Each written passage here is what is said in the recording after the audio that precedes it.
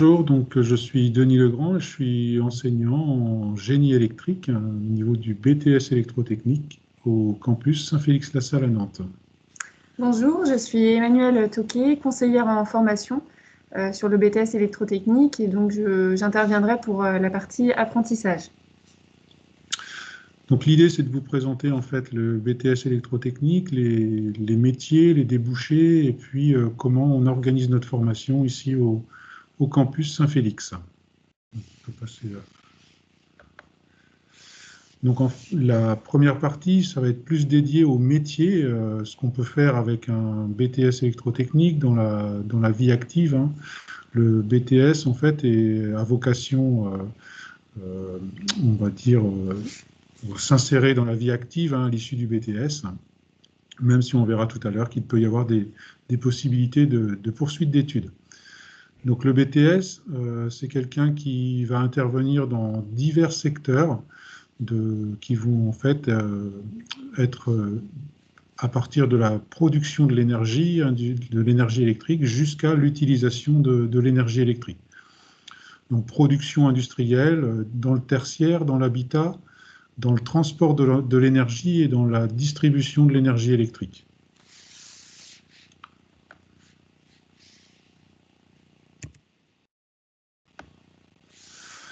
Donc quelques petites illustrations des métiers en fait sur la partie, on va parler de courant fort et de courant faible. Courant fort, c'est tout ce qui traite de la partie production et distribution de l'énergie. Et courant faible, c'est plus ce qui fait partie en fait de tout l'aspect communicant, gestion de techniques de bâtiment, domotique, hein, tous ces aspects-là. Donc voilà, on va être amené à parler de métiers qui vont être sur le terrain, hein, sur les chantiers, conducteurs de travaux, des choses comme ça. Hein, ça, c'est une première partie du métier à l'issue du BTS électrotechnique. Et la deuxième partie du métier, enfin, les débouchés, hein, ce qu'on va trouver comme débouchés aussi, ça va être un petit peu dans les mêmes branches, mais en bureau d'études. C'est-à-dire qu'on va être capable aussi de faire des études sur tout ce genre d'installation électrique, hein, de la conception jusqu'à la réalisation, en fait. Donc là, on a des petites illustrations de techniciens de bureau d'études, hein, qui peuvent travailler sur des schémas électriques, sur des installations tertiaires, et puis faire des mesures en fait sur des armoires électriques et des installations électriques.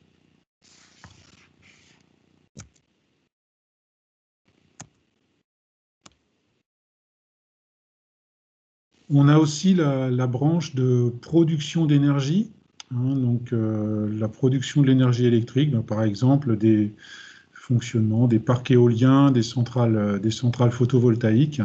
Donc on peut être amené aussi à étudier, dimensionner des installations de production d'énergie électrique dans nos métiers.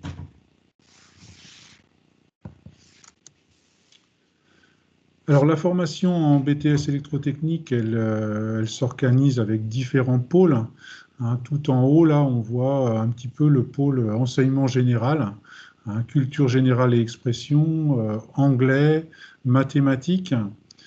Et puis sur la deuxième partie, là, plus centrale et en bas, on va parler d'enseignement technologique, sciences et techniques industrielles, analyse, diagnostic, maintenance, et puis physique-chimie.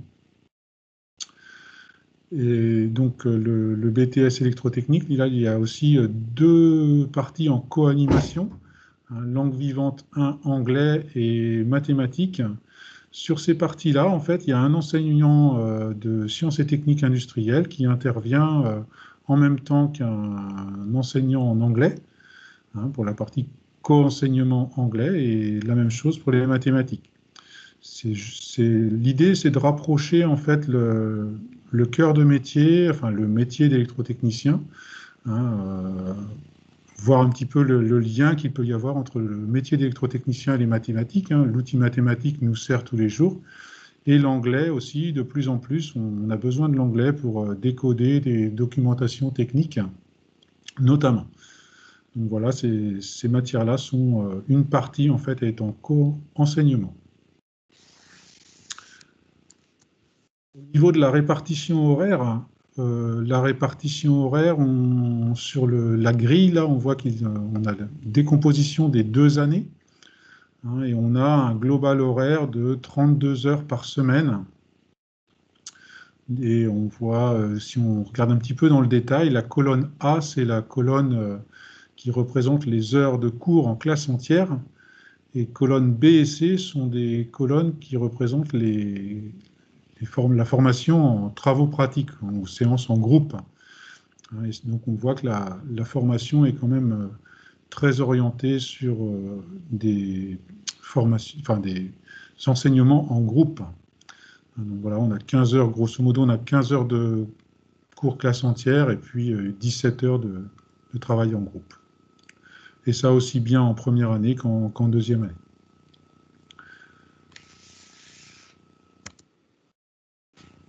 Au niveau des temps forts, un petit peu de la partie génie électrique, hein, puisque moi je suis enseignant en génie électrique, hein, on va retrouver un stage, hein, il y aura un stage à faire d'une durée de 6 à 8 semaines en entreprise.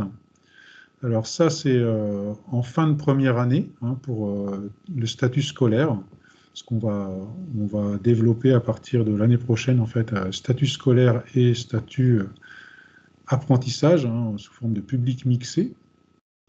L'organisation de chantier, donc on reviendra un petit peu, on détaillera tout de suite après, en fait, ce que c'est que ces épreuves-là. Et puis, réalisation et mise en service d'un projet industriel. Donc ça, on fera ça au cours de la deuxième année de formation, soit par groupe de 4 à 6 étudiants quand on est en statut scolaire, ou en individuel, en fait, dans l'entreprise directement, sous statut d'apprentissage. Et puis, il y a une épreuve là qui s'appelle analyse diagnostic maintenance, hein, donc, qui est une nouvelle épreuve là, avec la réforme du BTS qui arrive. Et cette épreuve aura un coefficient 3 à l'examen. Donc, puisqu'on parle d'examen, là, on vous a placé ici une petite grille récapitulative, hein, et on peut voir que simplement 2 épreuves sont ponctuelles. Une épreuve écrite de 4 heures en français, hein, culture générale et expression, et puis une épreuve écrite de 4 heures aussi, E4, hein, qui est en fait une épreuve qui va regrouper la partie sciences et techniques industrielles et la partie physique-chimie. Hein, c'est une épreuve commune. Toutes les autres épreuves sont sous forme de CCF, contrôle en cours de formation, hein, ou d'épreuves ponctuelles pratiques, hein, pour tout ce qui est projet notamment. On retrouve ça sous forme d'épreuves ponctuelles pratiques.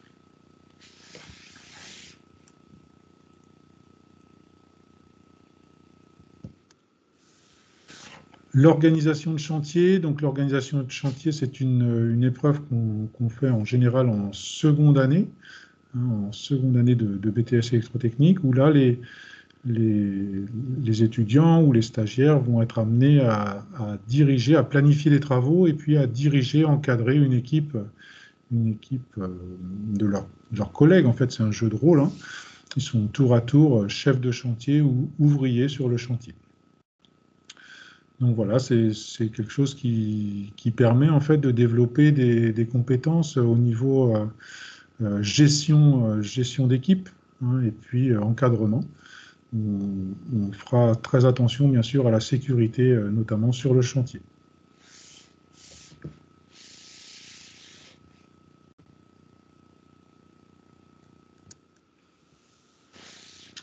La partie projet, donc la partie projet qui est aussi quelque chose d'important pour le pôle technologique. On va vous répartir, en fait, sur le statut scolaire, on va vous répartir en groupe de 4 à 6 étudiants en général pour travailler sur un projet. Et là, vous aurez en fait des choix techniques, technologiques à faire, hein, des commandes et réceptions de matériel, un peu de schéma, dessin de schéma, d'installation, du câblage, de la programmation, configuration, et puis surtout on ira jusqu'à la mise en œuvre et à la livraison au client, hein, de la ou des armoires concernées. Donc là, par exemple, on a sur l'image là une armoire qu'on avait réalisée avec des étudiants pour l'entreprise Manitou. On avait réalisé un banc de diagnostic pour leur service après-vente. Vous avez sur la gauche donc la vue de l'armoire et sur la droite en fait la vue du terminal de dialogue qui permet d'interagir en fait entre l'opérateur et l'armoire électrique.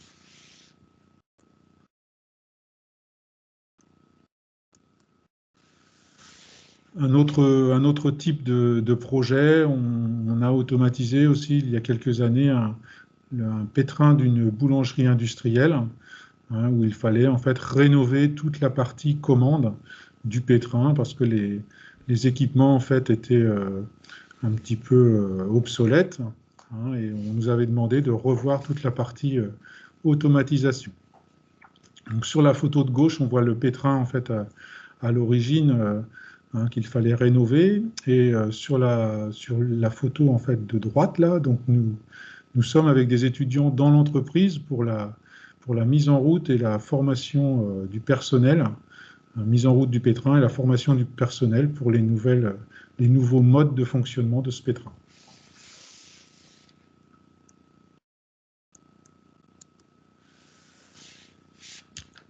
Au niveau des poursuites d'études, après un BTS, il y a plusieurs types de débouchés. Déjà, bon, il y a la vie active. Il faut savoir qu'en ce moment, le métier est très, très, très porteur.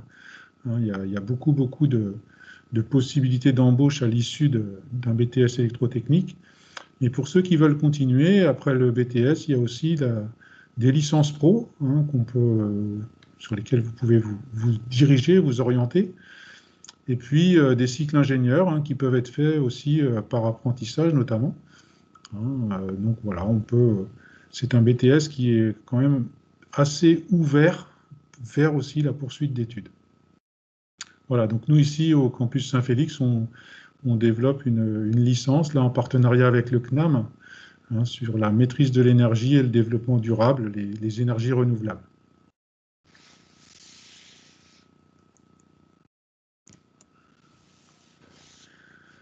Vous avez une petite diapo là sur les métiers de demain, en fait, tout ce qui va être communicant. Je ne l'ai pas abordé dans la présentation, mais tout ce qui va être communicant va être très important. On le voit beaucoup aussi dans la partie technique du BTS. Tout ce qui est mise en réseau d'automates, de supervision, tout ça, on aborde ça. Le bâtiment communicant, tout ce qui est domotique, gestion technique de bâtiment. Et puis, les énergies renouvelables, on va être capable de dimensionner des installations solaires, éoliennes, micro-hydrauliques. Et puis, une petite note là sur le chef de projet énergie nouvelle, technicien en efficacité énergétique des bâtiments, sont des métiers en fait qui sont en train d'apparaître et qui seront très très porteurs dans l'avenir. Technicien en efficacité énergétique, c'est quelqu'un qui est capable de faire du diagnostic sur une installation existante et ensuite de proposer des solutions pour faire des économies d'énergie. Donc on en entend beaucoup parler dans l'habitat, mais il faut savoir que dans l'entreprise, c'est en train de se développer de manière très très importante et c'est un métier qui est plein d'avenir.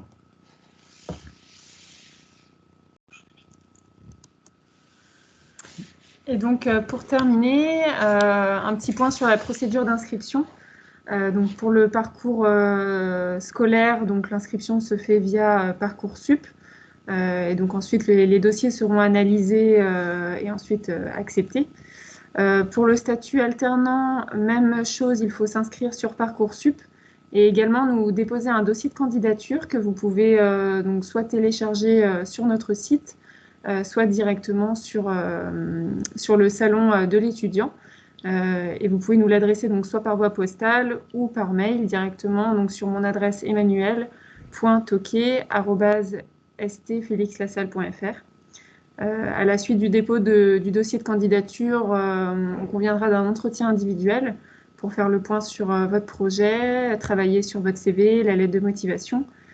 Et puis après, derrière, nous, on vous accompagne dans la recherche d'entreprise. Voilà.